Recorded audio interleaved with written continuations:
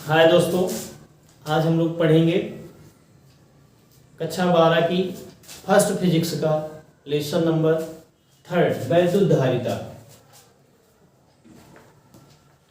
वैद्युत धारिता वैद्युत धारिता देखो, थोड़ा सा एक बात हमको समझनी है, थोड़ा सा ध्यान से हम समझते हैं।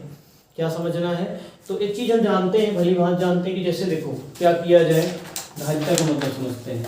जैसे कि बर्तन है और इस बर्तन में क्या करो, पानी भरते जाओ, भरते जाओ, भरते जाओ, भरते जाओ, भरते जाओ, भरते जाओ, भरते जाओ, भरते जाओगे। और अगर कंटिन्यू आप भर रहे हो तो एक समय ऐसा आएगा कि ये पानी क्या होगा, बहने लगेगा। एक सीमा के बाद क्या होगा, बहने लगेगा। यानी इस बर्तन की जो धारण करने की क्षमता है, इस बर्तन की जो पानी को धारण करने की क्षमता है वो क्या कहलाएगी, इस बर्तन की क्या कहलाएगी, धारिता कहलाएगी। इस बर्तन की क्या कहलाएगी, धारिता। वैसे हमको क्या पढ़ना है, वैद्युत धारिता। तो वैद्युत कैसे बनता है, आवेश से। तो आवेश को धारण करने की क्षमता, इसको आवेश को धारण करने की क्षमता क्या कहलाती है, वैद्युत धारिता कहलाती है। ठीक है, तो चलिए पढ़ना यही चैप्टर है, लेकिन थोड़ा सा पीछे और चलते हैं और इसका थोड़ा बेसिक समझ लेते हैं कैसे क्या करना है।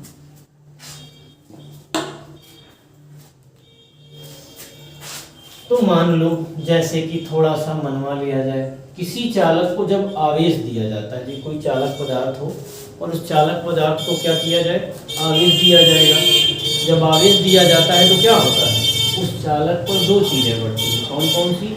एक तो विभव और दूसरा उसका वैद्युत क्षेत्र।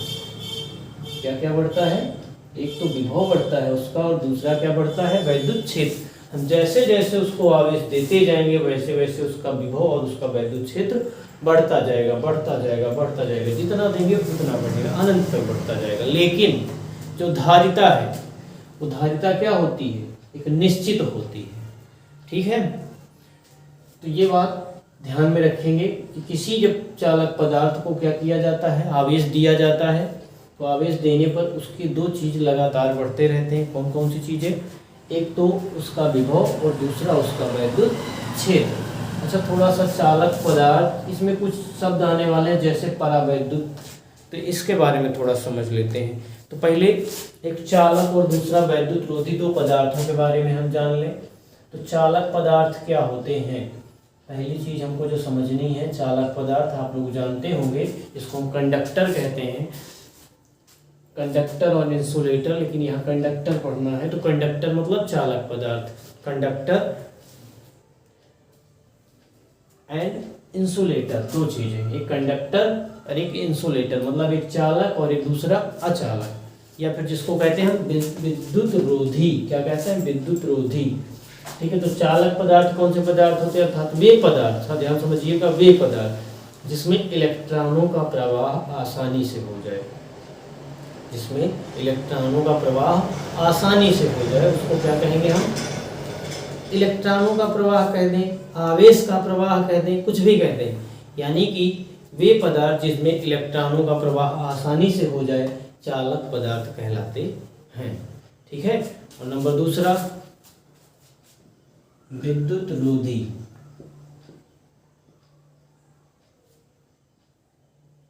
विद्युत रोधी पदार्थ किसको कहते हैं? तो विद्युत रोधी पदार्थ वे पदार्थ होते हैं कि जिसमें इलेक्ट्रॉनों का प्रवाह या आवेश का प्रवाह आसानी से ना हो। जिसमें आवेश का प्रवाह या फिर इलेक्ट्रॉनों का प्रवाह आसानी से ना हो, उसे हम क्या कहेंगे, विद्युत रोधी पदार्थ कहेंगे। ठीक है, या फिर अचालक पदार्थ कहेंगे। अच्छा, चालक पदार्थ में क्या, जैसे हम लोगों के घरों में जो तार लगे होते हैं, एल्युमिनियम, तांबा, चांदी, ये सब क्या है, चालक पदार्थ है, कंडक्टर है। विद्युत रोधी क्या है, जैसे प्लास्टिक, जानते हैं ना आप लोग, प्लास्टिक हो गया, सूखी लकड़ी हो गया, तो ये सब क्या है, विद्युत रोधी पदार्थ है। ठीक है, इन्हीं के बारे में थोड़ी सी जानकारी हमको करनी थी। ठीक है, अच्छा, चालक पदार्थ में हमने क्या बताया भैया, एक चीज और समझ लें, एक हेडिंग और। तो किसी चालक की हेडिंग और समझनी, किसी चालक के भीतर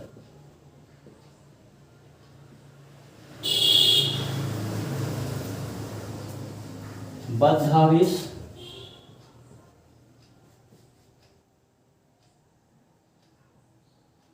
एवं मुक्त आवेश।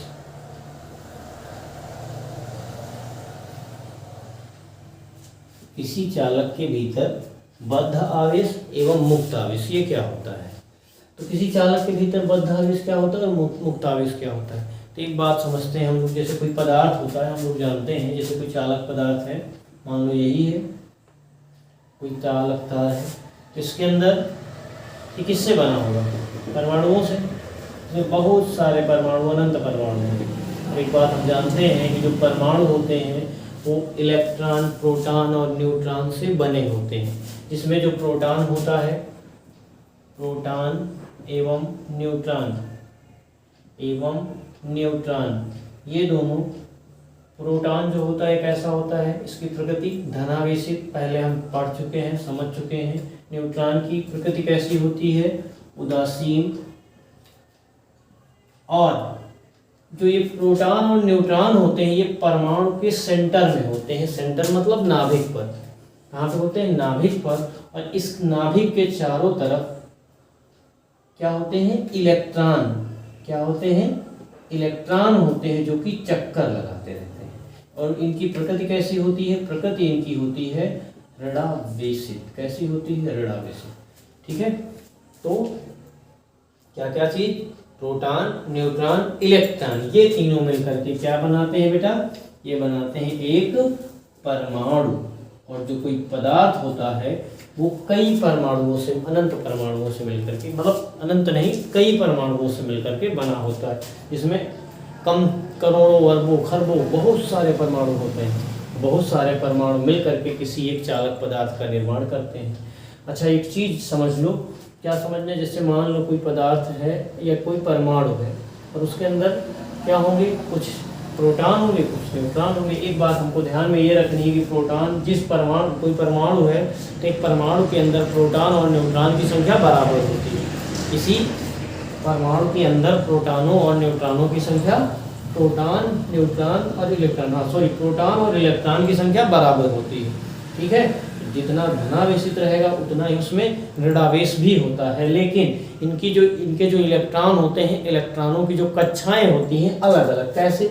जैसे मान लो कि ये नाभिक है, तो कुछ इलेक्ट्रॉन इस कक्षा में घूम रहे हैं, कुछ इलेक्ट्रॉन इस कक्षा में घूम रहे हैं, और कुछ इलेक्ट्रॉन इस कक्षा में घूम रहे हैं। मतलब यहाँ पे सेंटर है, सेंटर से कुछ दूरी पर ये है, तो उससे ज़्यादा दूरी पर ये है, तो उससे ज़्यादा दूरी पर ये है। जैसे हम लोग जानते हैं ना कि जैसे सूर्य होता है, सूर्य के चारों तरफ क्या होता है?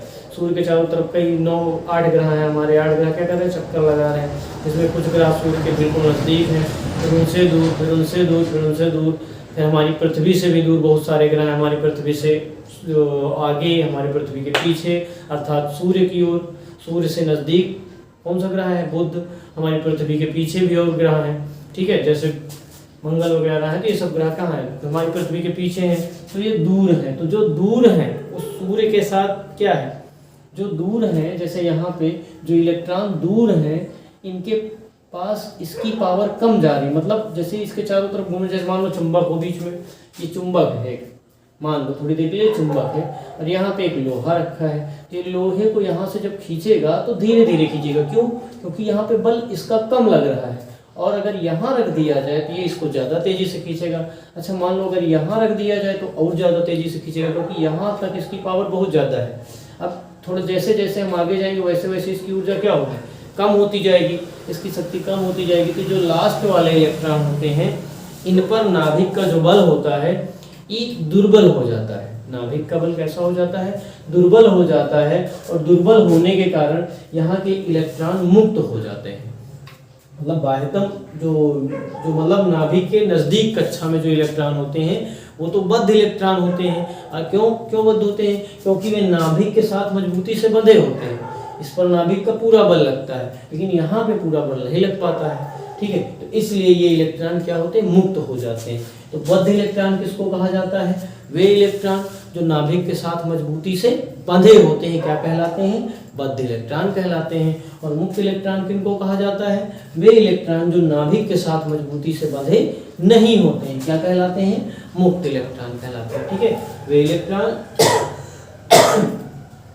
जो नाभिक के साथ मजबूती से बंधे होते हैं क्या कहलाते हैं?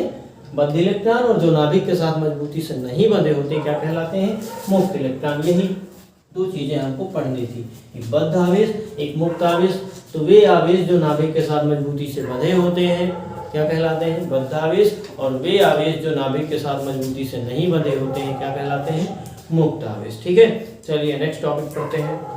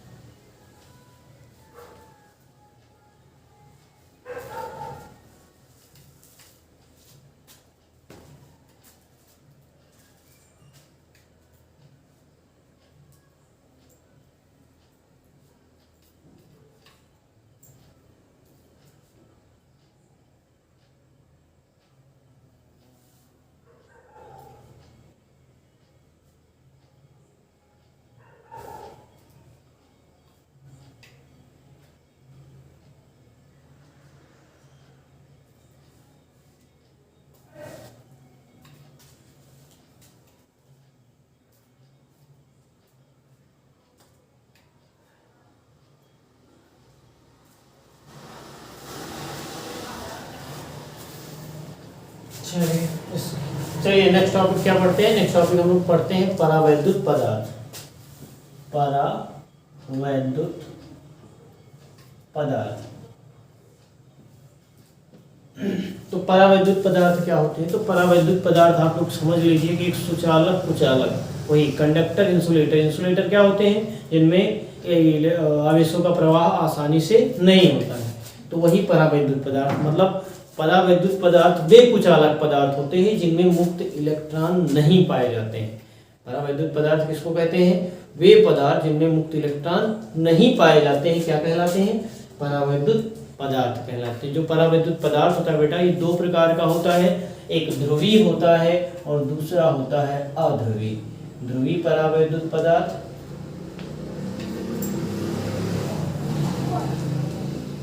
और एक अध्रुवीय परावैद्युत पदार्थ। अध्रुवीय परावैद्युत पदार्थ। तो ध्रुवीय परावैद्युत पदार्थ क्या होता है और अध्रुवीय परावैद्युत पदार्थ क्या होता है?